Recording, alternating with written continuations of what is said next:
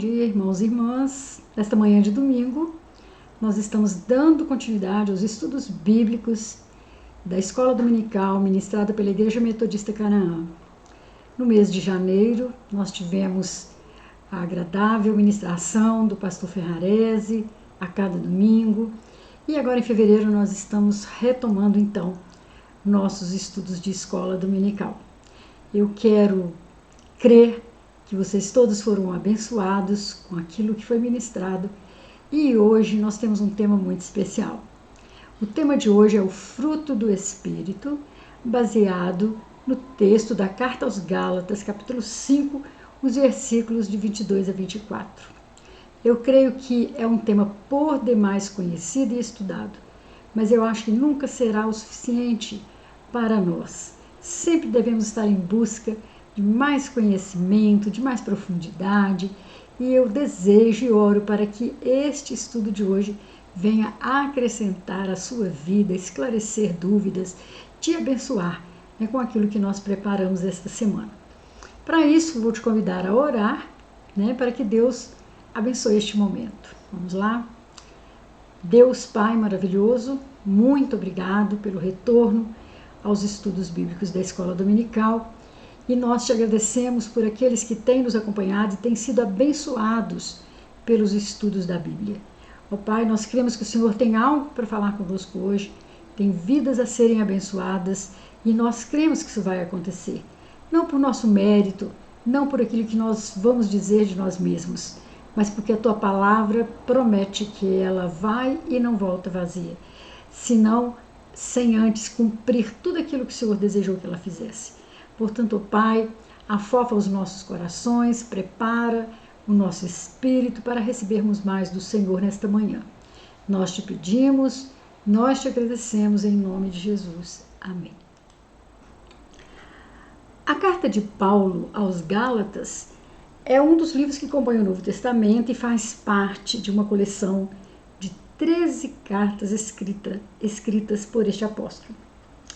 Segundo Daniel Conegero, no site Estilo da Oração, um site que eu aprecio muito e tem me edificado muito e me ajudado na elaboração dos materiais didáticos, existe uma grande dificuldade em determinar a data em que a carta aos Gálatas foi escrita.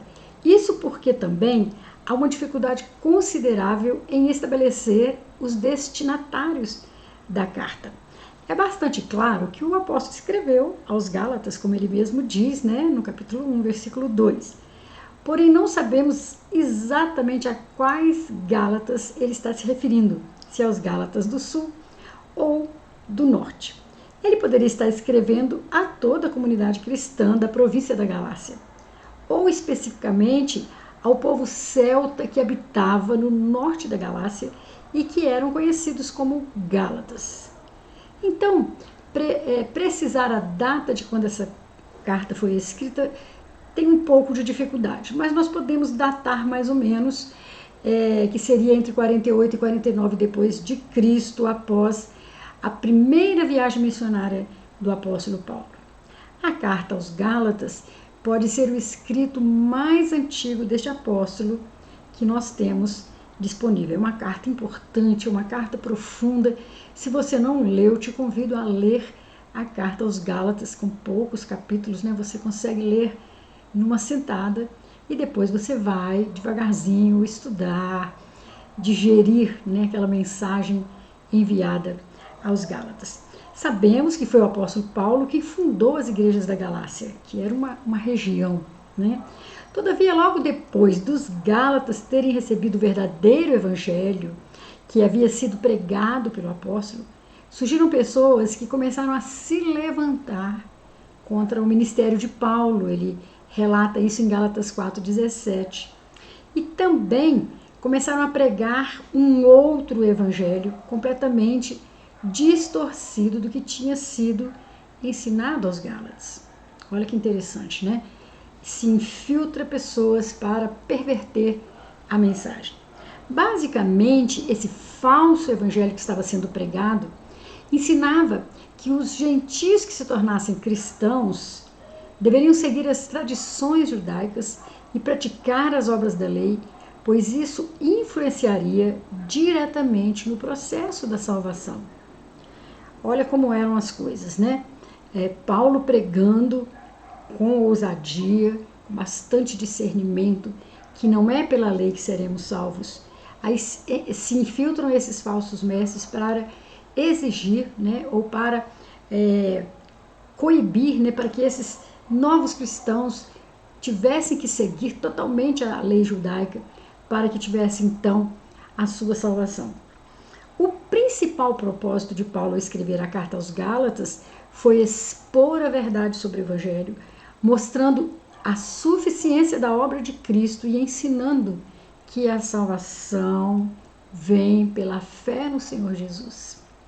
E Paulo tinha bastante propriedade para afirmar isso, né? Ele tinha sido um fariseu dos mais esforçados, né? Dos mais brilhantes na sua época, e aquilo não trouxe paz ao seu coração, porque ao conhecer Jesus ele viu que nem o ser humano conseguiria cumprir a lei de tal forma que satisfizesse a Deus completamente.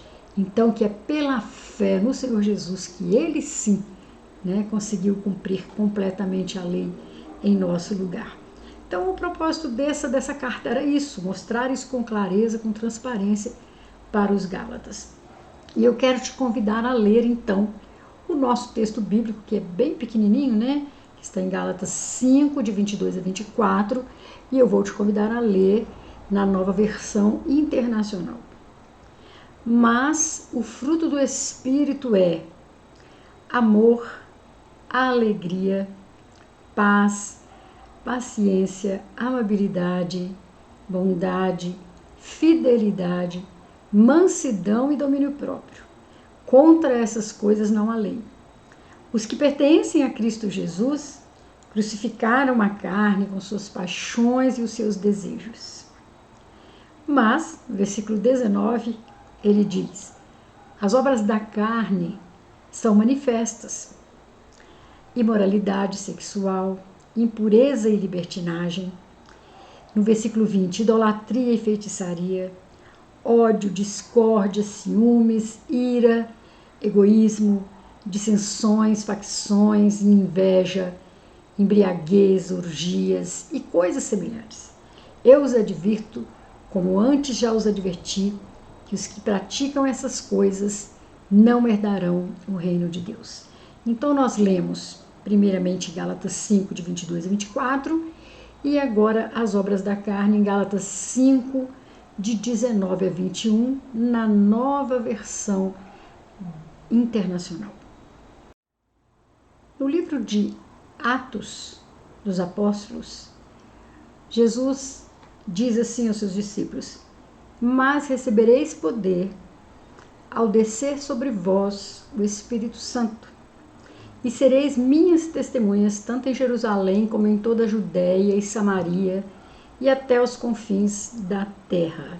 Atos, capítulo 1, na versão Almeida, revista e atualizada. A partir do momento que nós cremos em Jesus, recebendo em nosso coração, o Espírito Santo nos é dado por Deus e ele passa então a habitar em nós. Deus nos ama tanto que nos deu o Espírito Santo para ficar não só ao nosso lado, mas para ficar no nosso interior. E assim ele vai fazendo a obra em nós.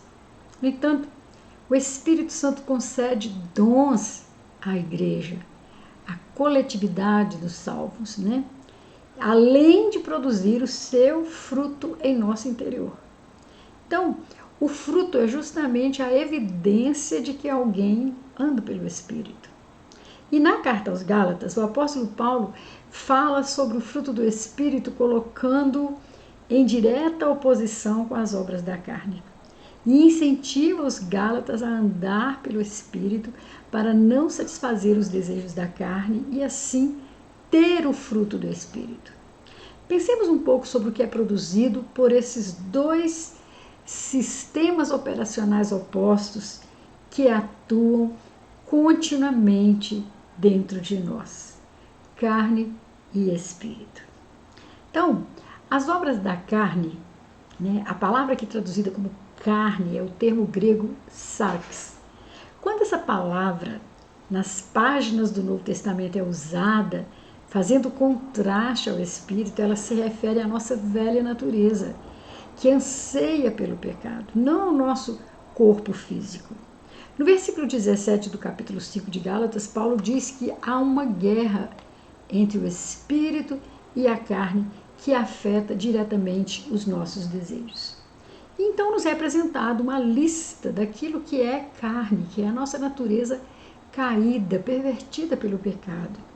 Então, lá em Gálatas 5, 19 a 21, vai nos dar essa lista. E numa tentativa de classificá-las, é possível apresentá-la em 4 seções. Achei muito interessante essa citação de dividir ou de classificar essas obras da carne em 4 seções. Tem aquelas relativas à sexualidade, que são imoralidade sexual, impureza e libertinagem. Tem aquelas obras da carne relativas à religião, que fala da idolatria e feitiçaria. Tem aquelas relativas aos relacionamentos humanos, né? Ódio, discórdias, ciúmes, ira, egoísmo, dissensões, facções, inveja. E tem algumas bem específicas, né, individual, que é a embriaguez e glutonaria. Perceba nessa relação de obras produzidas pela carne que a mesma natureza que é imoral, por exemplo, os pecados sexuais, também é religiosa, religiões falsas, que destrói seu próximo por meio de relacionamentos marcados por ódio, etc. Também destrói a própria pessoa, né, como o abuso de bebidas e comidas. Então elas são tão interligadas, né, que não dá para ser uma independente, elas estão muito ligadas. E o fruto do Espírito, em contraste a toda essa perversidade produzida pela nossa natureza caída, está a lista de 9 virtudes. 9 virtudes, as quais Paulo chama de o fruto do Espírito. Isto é, as 9 virtudes juntas constituem o fruto do Espírito. E são elas amor, alegria, paz, paciência, amabilidade, bondade, fidelidade, mansidão e domínio próprio. Isso indica que no coração em que o Espírito Santo está produzindo seu fruto, as 9 virtudes devem estar presentes. Não apenas 1 ou 2, mas as 9 atuando, né? Cooperando, falando da operação do Espírito Santo na nossa vida. Aqui nós devemos ressaltar um erro muito comum cometido pelas pessoas que ministram sobre o tema. A expressão os frutos do Espírito não é biblicamente correta. O correto é o singular, o fruto do Espírito. Em algumas exposições do tema, especialmente para as crianças, o assunto é ilustrado com cada virtude sendo um fruto diferente. Veja neste slide. A intenção motivacional é boa, mas o sentido é equivocado. Gálatas diz, mas o fruto do Espírito é, no singular, fruto no sentido de resultado do Espírito Santo em nossa vida. Por isso, nossa menção será sempre ao fruto do Espírito em nós. A manifestação dessas citadas virtudes é que é o fruto do Espírito. Sonali Soares diz que é importante destacar que apenas aqueles que foram regenerados, que estão selados com o Espírito Santo, é que podem ter esse fruto sendo produzido em seus corações. Talvez conheçamos alguém que não é cristão, mas é bastante paciente e podemos pensar que ele tem o fruto do Espírito, mas não tem. Isso se deve ao temperamento natural da pessoa, que tem uma ou outra característica, e não à obra sobrenatural do Espírito na nossa vida. Para a paciência dessa pessoa ser entendida como fruto do Espírito, deveria ter junto com a paciência outras 8 virtudes, pois o fruto é constituído pelas 9 características. Assim como o gomo de uma laranja não é uma laranja, essas virtudes isoladas não podem ser consideradas como o autêntico fruto produzido pelo Espírito Santo. Devemos lembrar também que um fruto, ele é gerado por algo que tem vida, a árvore, a planta. Assim também ocorre com o fruto que Paulo está tratando. Ele é gerado pelo Espírito Santo, o mesmo que gera vida espiritual em nosso interior. Logo, aqueles que não têm o Espírito Santo de Deus, não creem em Jesus e, portanto, não nasceram de novo, estão mortos, não têm vida espiritual e, dessa forma, não podem ter esse bendito fruto. Aqui nós ficamos nos sentindo muito, muito privilegiados de termos sido convencidos pelo próprio Espírito dessa verdade maravilhosa, né? Aquele que aceita o Senhor Jesus como seu Salvador e passa a ter uma vida, né, regida, regada, orientada pelo Espírito Santo de Deus, a sua vida vai então produzir o fruto do Espírito. Na afirmativa de John Wesley, a conversão tira o cristão do mundo e a santificação tira o mundo do cristão, está implícito o desenvolvimento das virtudes mencionadas no fruto do Espírito em nós. Essa frase dele é muito linda e muito profunda. É claro que o fruto do Espírito em nós, essas virtudes, né, do Espírito em nós, não estarão em plenitude e perfeição, mas em crescimento e progresso, ainda que em algum momento elas não possam ser vistas, como escreveu Timothy Keller. Olha que interessante como ele compara. O crescimento cristão é gradual, tanto quanto o crescimento de um nabo ou de uma batata. Ninguém consegue ver o crescimento botânico, só se pode medi-lo depois de algum tempo. O fruto do Espírito pode estar se desenvolvendo na vida de um cristão sem que ele se dê conta disso, até que um problema ou dificuldade apareçam e ele pense: olha, alguns anos atrás eu jamais seria tão paciente, ou eu teria tido tanto autocontrole para enfrentar esta situação. Isso mostra que o fruto do Espírito está crescendo o tempo todo, pouco a pouco, às vezes até sem ser notado. É esse processo que João Wesley vai dar o nome de santificação. A santificação é gradual, paulatina, diária, né, da nossa busca, da nossa vivência, da nossa intimidade com Deus. E aqui vai crescendo então em nós o fruto do Espírito. A Sonali Soares continua a dizer que a esta altura talvez você já esteja preocupada, né, preocupado, tentando se examinar no intuito de encontrar essas evidências nesse momento da sua vida. Será que eu estou produzindo o fruto do Espírito? A minha vida revela o fruto do Espírito para as outras pessoas? Entretanto, essas virtudes não serão vistas enquanto você está sozinha e tranquila aí no seu quarto, na sua sala, mas na convivência comum com outras pessoas. Elas se manifestarão mais claramente, no dia a dia. Olha que interessante. Por isso que a gente repete aqui que é muito simples ser um santo, ter uma vida santa sozinho. Porque ali você não é testado, você não é desafiado, né? Mas quando você está em comunidade, quando você está em contato com as pessoas, aí sim é que a santidade se revela, a santificação se torna cada dia mais necessária, né, no nosso dia a dia, no relacionamento com os irmãos. Então você pode tentar lembrar como seu coração tem respondido quando é aquecido pelas circunstâncias. Como você tem reagido, como você tem se comportado. Ali então vai estar o resultado da ação do Espírito na sua vida. Perceba que essas graças não estão restritas a meros atos externos, como ser educada ou ser gentil, mas aquilo que é produzido no centro, no íntimo do nosso ser. Aqui então vale a pena refletir, né, sobre como estamos nos desenvolvendo como cristãos. Isso vai durar uma vida inteira, não vai acabar nunca, né? Vai ser um processo de contínuo crescimento e desenvolvimento. O foco, a princípio, quando cremos, é no que estamos nos tornando e não no que fazemos. Pois o que fazemos deve ser a consequência natural do que está dentro de nós. Assim, os que pertencem a Cristo Jesus, segundo Gálatas 5, 24 e 25, crucificaram a carne com as suas paixões e os seus desejos. Se vivemos pelo Espírito, andemos também pelo Espírito. Que coisa maravilhosa!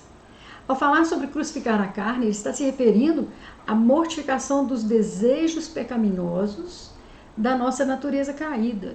É o enfraquecimento do poder de atração que tais desejos têm sobre nós, até chegar ao esvaziamento deles. Porque os nossos atos são produtos daquilo que desejamos, daquilo que almejamos, daquilo que achamos que estamos precisando, né? Mas quando andamos no Espírito, a nossa mente, o nosso espírito, a nossa alma vai passando por um processo de transformação que essa atração que esses desejos exercem sobre nós, ela vai se enfraquecendo. E é isso que consiste o desenvolvimento do cristão. Segundo a nossa revista Em Marcha, dentre essas 9 características ou virtudes, nós vamos destacar o amor, a alegria e a paz, as que são citadas em primeiro lugar. Todas são importantes, todas são maravilhosas, estão extremamente interligadas, mas aqui, a título de reflexão, nós vamos destacar essas 3. Essas 3 virtudes são geradas em nós através do Espírito de Deus e em nada se comparam com o amor, alegria e paz que o mundo está acostumado a vivenciar. Então, é amor, alegria e paz gerados pelo Espírito Santo em nós. O fato de Paulo utilizar a palavra fruto do Espírito e não obra do Espírito evidencia que tais atitudes não podem ser produzidas por nossa mera vontade, mas pelo agir de Deus em nós. Não é pelo nosso esforço próprio. Aí eu vou me esforçar, daqui para frente eu vou ser paciente. Nós conseguimos por um determinado tempo, por um momento, mas somente o Espírito Santo de Deus em nós faz com que essa virtude seja contínua no nosso viver. Através do Espírito Santo em nós, somos capazes de amar e receber amor. Olha que interessante, amar e receber amor. Não um amor qualquer, mas aquele descrito em 1 Coríntios 13, aquele amor paciente, altruísta, honesto, bondoso, que não é ciumento, nem se porta inconvenientemente, um amor que jamais acaba.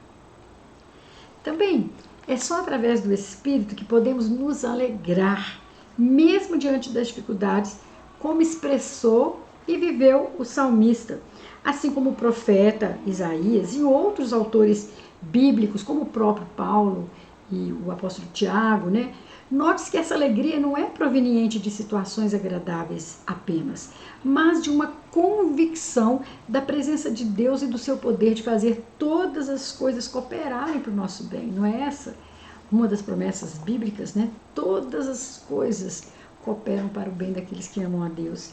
Então, essa alegria, ela não se explica bem. Ela é sentida por quem se rende à ação do Espírito Santo em sua vida. Ela é capaz de existir até mesmo diante de uma circunstância triste, porque ela não está ligada, atrelada às circunstâncias, ela é fruto do Espírito no interior do cristão. A paz é outra necessidade que é suprida pela presença do Espírito Santo. Quem não precisa de paz? Nós todos precisamos de paz, mas de paz especialmente em 3 aspectos. No aspecto espiritual, que é a paz com Deus. No aspecto emocional, que é a paz de Deus. Um sentimento interno de bem-estar, de ordem, de organização. E a paz nos relacionamentos, que é o que a Bíblia chama de paz com as pessoas. Então, paz em 3 níveis. No aspecto espiritual, no aspecto emocional e no aspecto relacional. E a paz nos relacionamentos, ela reduz conflitos. Essa paz do Espírito que é completa, ela nos dá tranquilidade diante dos problemas e a serenidade necessária para enfrentá-los. Nos traz sabedoria, aquieta a nossa alma, né? Nos dá sabedoria sobre como devemos agir. Então, esses três elementos, né? Amor, alegria e paz, são extremamente necessários à vida cristã.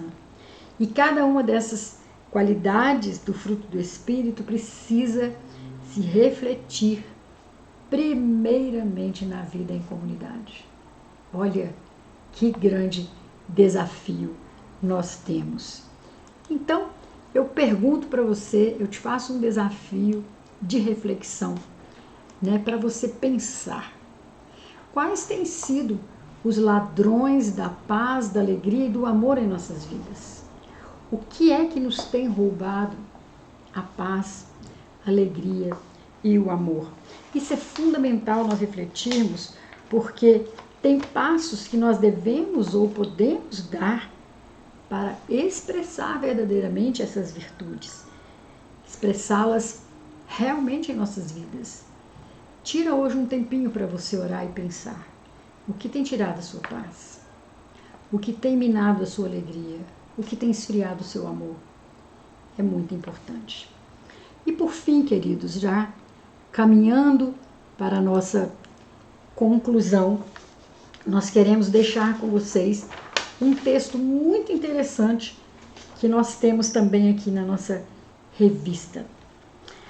O amor, a alegria, a paz são as primeiras virtudes descritas naquela lista, né, do fruto do Espírito. Nós temos vários cânticos mencionando essas virtudes.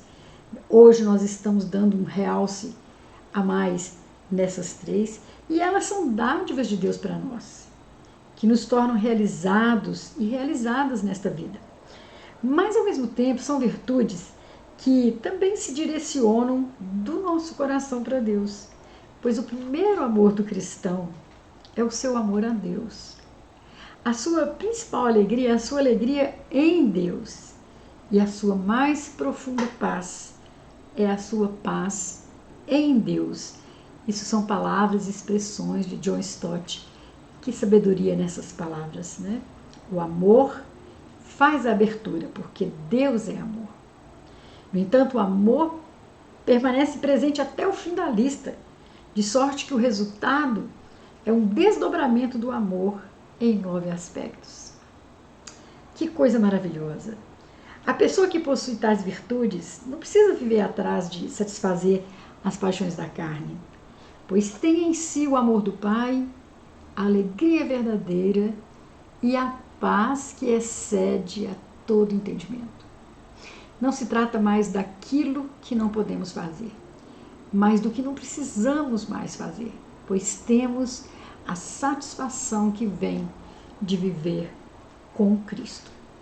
Então, como eu disse, a cada estudo sobre o fruto do Espírito, nós somos mais e mais aclarados pela palavra de Deus e percebemos a nossa necessidade de estarmos cada vez mais em comunhão com o Espírito Santo de Deus, para que a nossa vida expresse essas virtudes que somente o Espírito pode produzir em nós.